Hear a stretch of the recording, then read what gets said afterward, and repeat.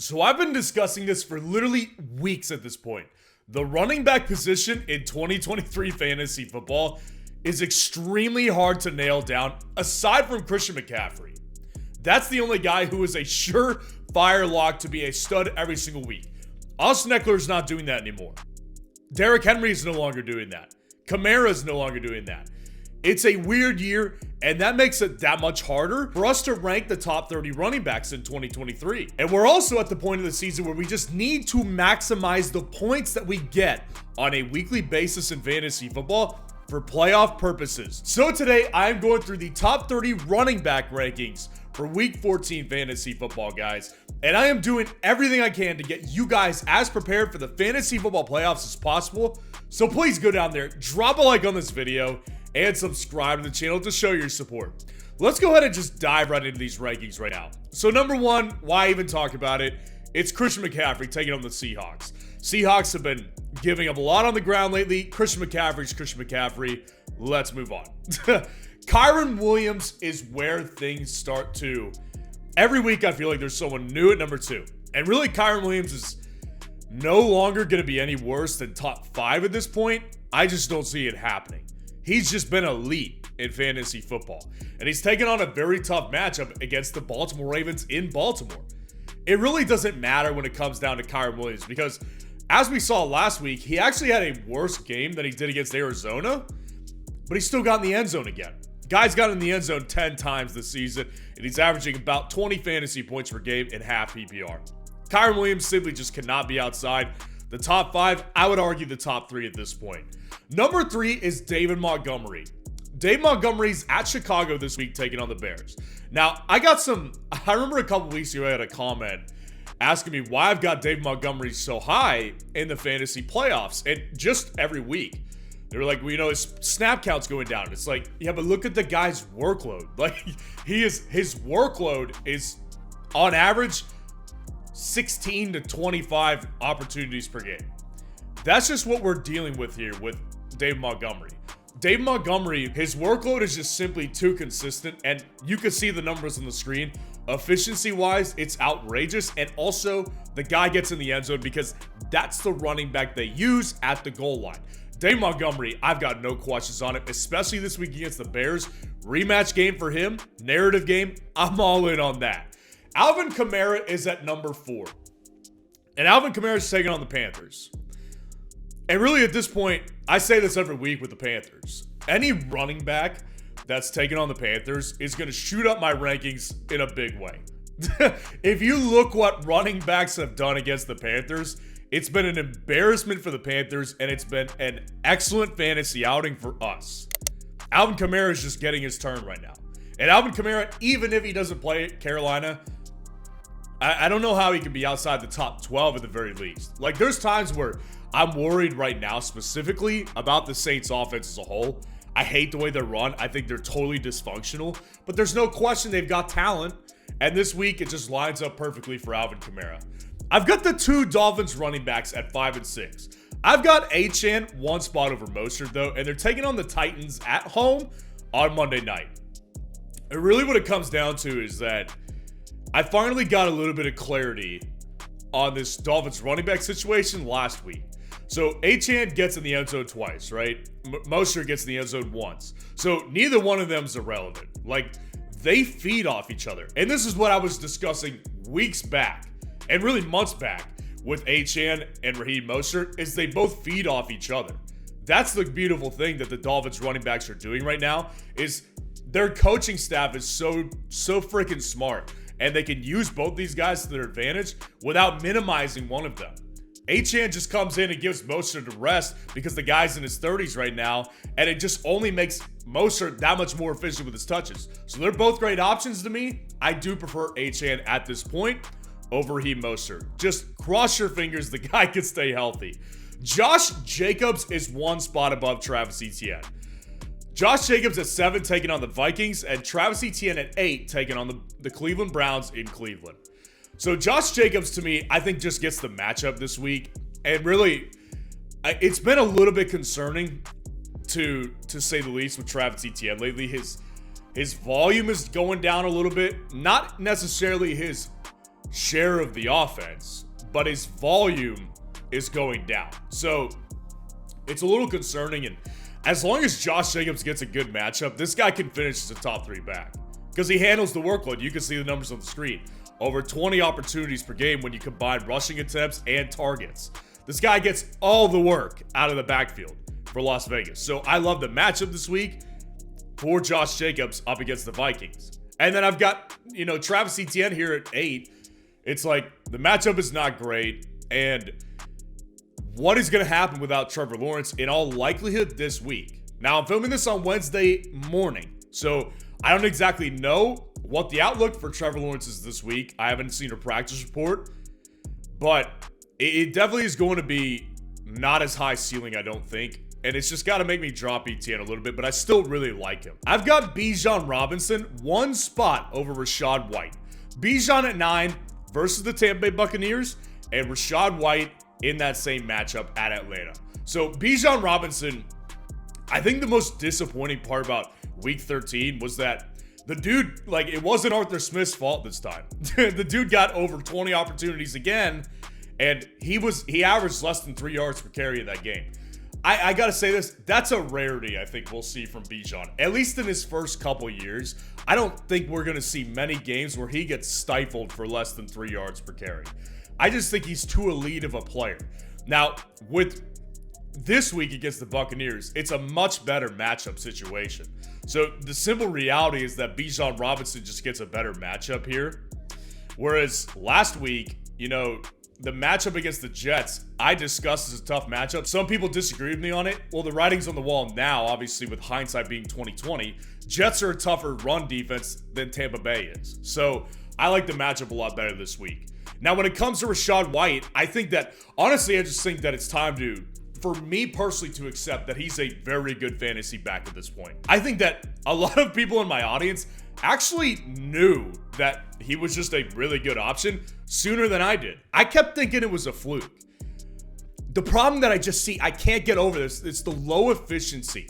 He's just not a very efficient player, but man, this guy gets 20 opportunities per game, and he's gotten in the end zone 6 times. And the matchup is not tough again. So Rachaad White, I'm continuing to watch this because I just naturally am predispositioned to not trust him because of the efficiency I've seen from him. But I tell you what, he's looked really good lately, and he deserves a spot in the top 10 this week. Saquon Barkley and Austin Eckler at 11 and 12. Saquon versus Green Bay and Eckler versus Denver. Let me just start out with Saquon. Saquon is gonna consistently be here. He's not a high-end running back one most of the time. They're just not in the offense to give him the opportunity most of the times to be in a great position, unless they're playing the Commanders, right? That's a great matchup for him. Most of the time, in most situations, I don't love the matchup because of the fact that he's just got to do everything for them. With that said, questions are never related to volume, ever. You can see the volume on the screen. It's absurd. The guy's a big play threat. He could do it. Eckler, I've got a real problem with him. I mean, I've been saying this for a long time with Austin Eckler, actually. If you take away the touchdowns, you can see the numbers on the screen. Those numbers are just simply not amounting to a good fantasy production. They're just not. And this year, he's finally regressed in touchdowns. It's been coming for a while. I think of him still as a high-end running back 2, low-end running back 1. But Austin Eckler is definitely, I can't put him much higher than this because of the fact that he's not getting in the end zone. He's not efficient right now, and he's taking on a tough Denver defense. In division, I just don't love this at all. Isaiah Pacheco at number 13 versus Buffalo. Now, what's great about this is Isaiah Pacheco has been playing lights out. Isaiah Pacheco has been fantastic over the past several weeks in fantasy football. Pacheco is efficient. He's on a really good offense. Not as good as they once were, but there's no doubt that Kansas City is still able to put up 30 points. And the only question really is that, in this matchup that has a potential for both teams to score 30 points easily, does Pacheco get suspended? I doubt it. I think we probably would have heard by now if he's getting suspended. And By the way, that would be a ridiculous suspension if he got it. Now, I'm not going to debate further on whether it's right or wrong to suspend him. That's a different conversation for a different day. But if Pacheco plays, he's got to be inside the top 12 because of the matchup upside when it comes to scoring potential. Tony Pollard and DeAndre Swift at 14 and 15. Pollard taking on the Eagles and Swift taking on the Cowboys in Dallas this week. Now, I think that Pollard is one spot above Swift for me because of the fact that I think that when you look at what the Eagles are doing with running backs, it's actually not as tough as it once was. The Eagles do statistically have a good run defense, no question. And I'm not saying that McCaffrey doing what he did last week is indicative of what other teams are going to do following. They're not the Panthers. This isn't some running back gold mine must play every time you take on the Eagles. But Pollard has been really good lately. 3 touchdowns in 3 weeks. Guy's running efficiently again. He looks like he's running with a purpose. The Dallas offense is clicking right now. Eagles offense is good and they're talented, but I think they're having some issues right now. They just don't look 100%. And obviously, like I said, you can't take last week and say that's an indictment on them because of the fact that I think the 49ers are just a better team. And I predicted that before the week. But with Swift, like what concerned me with Swift last week was how quickly they were willing to move on from the run. Swift was awful last week in fantasy. That's why his numbers dropped. His numbers dropped this week down to 12 fantasy points per game. They weren't here before. That's the concerning part is how willing they were to drop him just completely out of their game plan. It was concerning. And I fear that that same thing could happen against Dallas, who is no slouch on the run either. So I'm concerned, but I do like the upside with him still.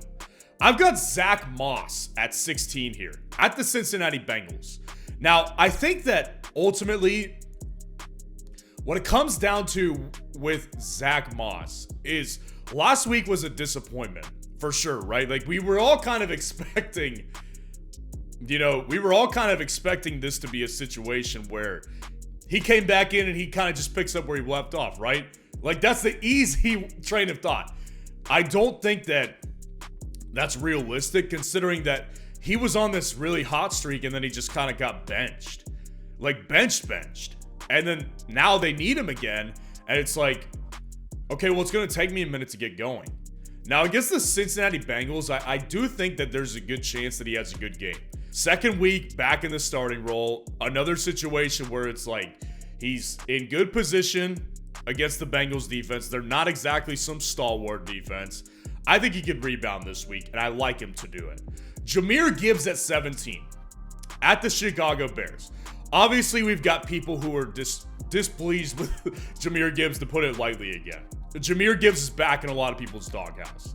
And last week, I was concerned with the opportunities that he got. He got 8 rushes last week and not many receptions. So, I understand the concerns that people are all of a sudden reigniting with Jahmyr Gibbs. I think that ultimately what it comes down to and why I have him one spot above Joe Mixon at 18 is the fact that Joe Mixon, yes, he was outrageously good last week. Much better than I thought. But I think that the upside in this matchup versus Chicago resides with Jahmyr Gibbs because we know what he can do with his touches. You see the efficiency on the screen. It's absurd. Over 5 yards per carry, easily clearing that. So I don't have a problem with Gibbs. The problem I have with Mixon is that I don't know if he's going to be able to sustain that. Like Chase Brown, the rookie running back out of Illinois, who I scouted very deeply in my 2023 Dynasty Rookie Draft Guide, he started getting work last week, out of nowhere. I had no idea where it came from, but he did. And I don't know if they're planning to do that moving forward, but I'll tell you this, if Mixon doesn't get in the end zone that many times last week, he didn't have a great week. So I am concerned with Mixon right now. I think that his upside is there. I don't know what to think of this offense yet. I haven't formulated a full opinion. And against the Colts, I don't know if this is the best matchup for him to get back in the end zone. 19 and 20. James Cook and Javonte Williams. Cook taking on the Chiefs in Kansas City, and Javonte taking on the Chargers in Los Angeles. James Cook, I'm on watch. I'm on watch. Before his bye week, I told people he was one of the last buy low candidates I felt like was a good opportunity. James Cook, I do think we could start seeing some real fantasy production out of him. James Cook, since in the 2 games that Ken Dorsey was not their offensive coordinator, 20 plus opportunities. If he can find consistency there, those efficiency numbers are going to propel him to good fantasy performances. And he's already not a bad option. At 11.4 fantasy points per game, it's not a bad situation. In a high upside scoring battle with 20 opportunities potentially, I think James Cook actually could have a big week this week. Javonte, I don't know if I see the same. And that's why James Cook's over him. Now, Javonte is dominating in volume. He's dominating at this point in volume. Like, those numbers on the screen, they're not even accurate and indicative of what they've been over the past month. Javonte is getting consistently like 20 opportunities per game, with the exception of a couple games. So I don't have a problem with his workload, but he's just not as efficient. I mean, you could see the numbers on the screen. The guy's not getting in the end zone. So if I'm looking at 2 guys on the screen here who both have their share of end zone issues, not really getting in, I'm going to go with the guy, for the most part, who's in the better matchup and who's got the more efficiency, because that provides ultimately higher upside in fantasy. I've got Breece Hall at 21. Man, Breece Hall at 21, taking on the Houston Texans this week, it's just getting worse, honestly. This offense, the culture, I discussed this earlier this week. I said, I'm worried about the culture of the team and the morale of the team at this point when it comes to the Jets. Everybody looks unhappy. They just made another switch back to Zach Wilson, who, by the way, was reportedly reluctant to take the job back. This is a mess. It's a total mess. I love Breece Hall. I think he's an excellent player, but don't ignore reality. This guy is averaging like 3 yards per carry right now. It's ugly stuff right now in New York. So high upside player is always going to be inside the top 25 to 30, but I am really worried about Breece. He's got a super low floor. A.J. Dillon, 1 spot above Jerome Ford. A.J. Dillon at 22 at the Giants this week, and Jerome Ford at 23 versus Jacksonville. A.J. Dillon this week is simply here because of the matchup. Against the Giants, I do think this is a plus matchup that he can take advantage of. Now, I haven't seen if Aaron Jones coming back this week. I haven't seen an indication that he will be, so he probably won't be. So that leaves A.J. Dillon again as the lead guy. Now, I think this is the matchup that he could get in the end zone. And I've made this clear. I'm not a huge fan of A.J. Dillon. I just don't think he's that great of a player. I think that A.J. Dillon this week against the Giants could have a really good game. You can see those efficiency numbers bump up this week and maybe average 4 yards per carry for a change. And then Jerome Ford this week. Jerome Ford versus Jacksonville. I'm concerned with Jerome Ford. 9 carries in the last 2 games.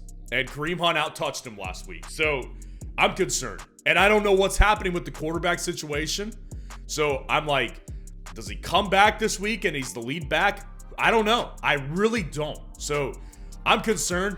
Jacksonville showed last week that they're a good matchup for a running back in a lot of cases. But with an unstable workload, I'm concerned about this one with Jerome Ford. Jaylen Warren at 24.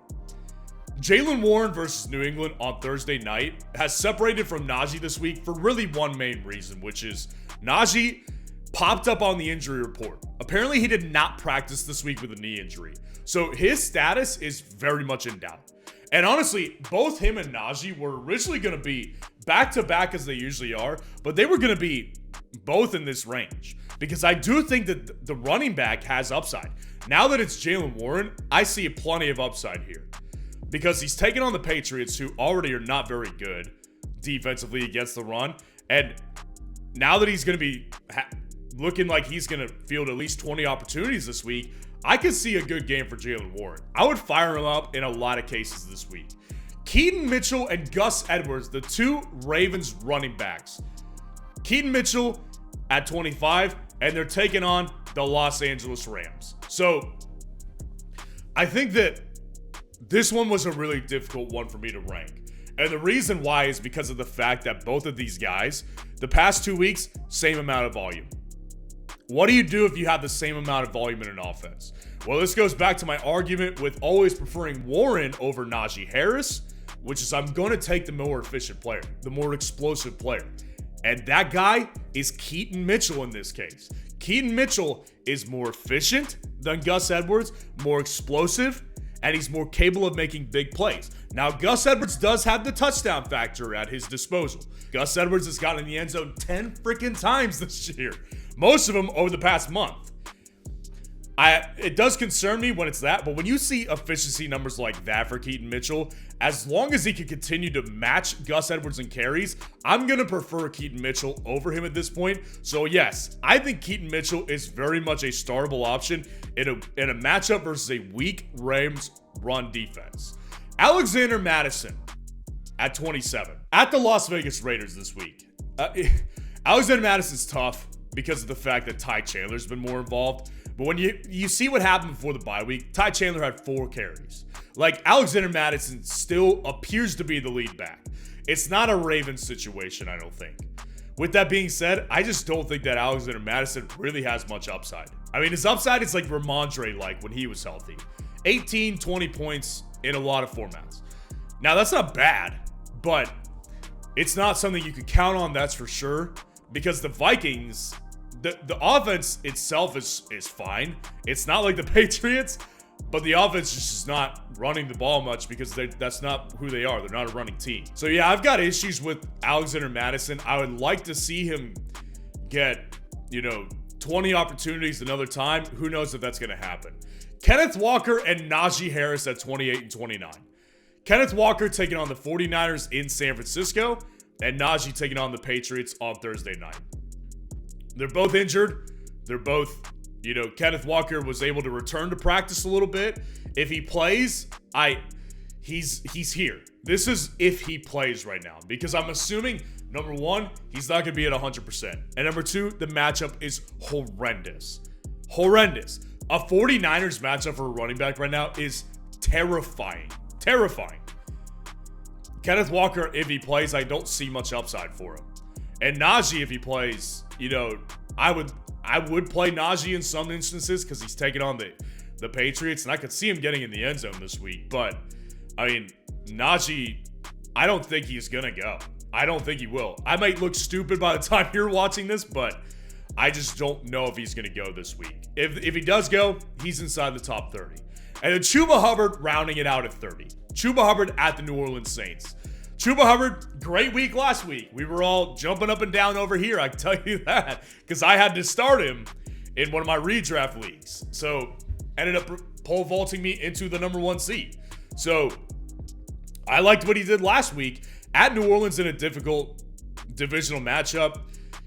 I don't love betting on it again. I would not bet on it again. So that's why he's here at 30, but I mean, he clearly has upside, and he clearly had over 25 opportunities last week. So if he can do it again, that'd be great. Maybe we'll discuss it more next week, but right now I'm keeping him at 30. And as I do at the end of every running back ranking video, I give you my favorite running back flex option to play as an underdog for this particular week. And I'm going back to back. I'm going Kareem Hunt. It didn't work out last week for me because he didn't get in the end zone. But what you did see is he out-touched Jerome Ford last week. 12 carries for Kareem Hunt. Kareem Hunt is injured right now at the moment, not practicing. But if he does play, he gets the Jacksonville Jaguars. Again, I love the matchup. I love the fact that we saw him out-touch Jerome Ford last week. So if he plays, I've got him as my favorite underdog running back flex option of the week. So let me know what you think of the rankings in the comments below and what questions you need answered for Week 14 Fantasy Football. And if you want to see the top 30 wide receiver rankings for Week 14 Fantasy Football, click on this video right here.